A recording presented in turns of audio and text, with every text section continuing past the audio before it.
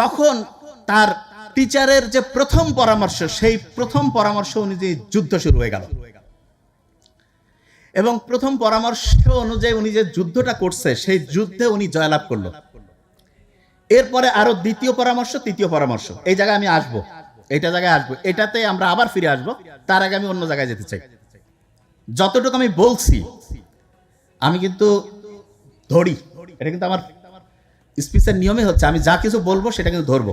আমি একটু just test করি যে কে কিরকম করে মন দিয়ে শুনছে।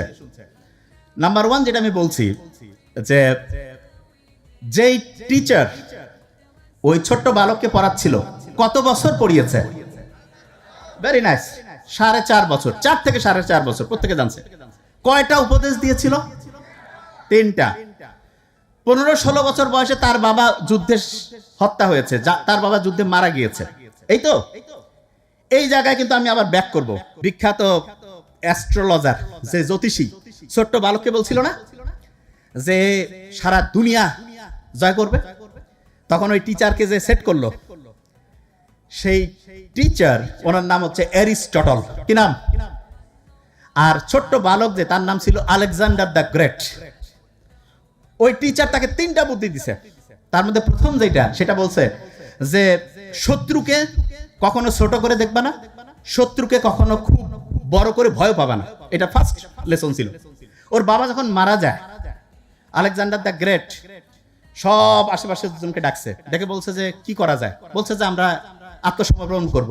ওরা বলছে এগুলো সব ডিলিট করো, আশেপাশে রাজ্য যা আছে সব অ্যাটাক করো, সব অ্যাটাক করতে হবে, এবং যারা এটার বিরোধিতা করবে ডিলিট, সব সেন্স অ্যাটাক করবে। যখন পারস্যের যে সম্রাট, তার নাম হচ্ছে দারিউস, ও বলছে ছোট্ট বালক আর বাবে ভাই নিয়ে কি করবে, ও কিচ্ছু না।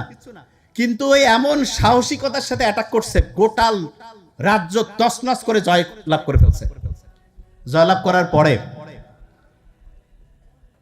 অ্যারিস্টটল তাকে যে দ্বিতীয় শিক্ষা দিয়েছিল, সেটা সে কাজে লাগাইছে। দ্বিতীয় শিক্ষা কি?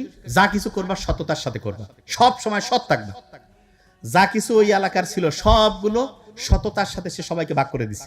এই যে আমাদের যে নতুন বাংলাদেশ আসছে, সব যদি সততার সাথে হয়, অসাধারণ হবে। আজ খোসর মোসর করে আগে ইতিহাস আবার আসবে, বারবার নতুন করে ইতিহাস হবে, মাঝখানে কষ্ট হবে। তো যে জিনিসটা বলছিলাম, সবাইকে যখন দিল, রাজ্যের সবাই তো মহা খুশি যে এরকম সব লোক, আমরা একজনের জীবন দিয়ে দিব। এরপরে উনি হচ্ছে যে একটার পর একটা রাজ্য দখল করা শুরু করলো।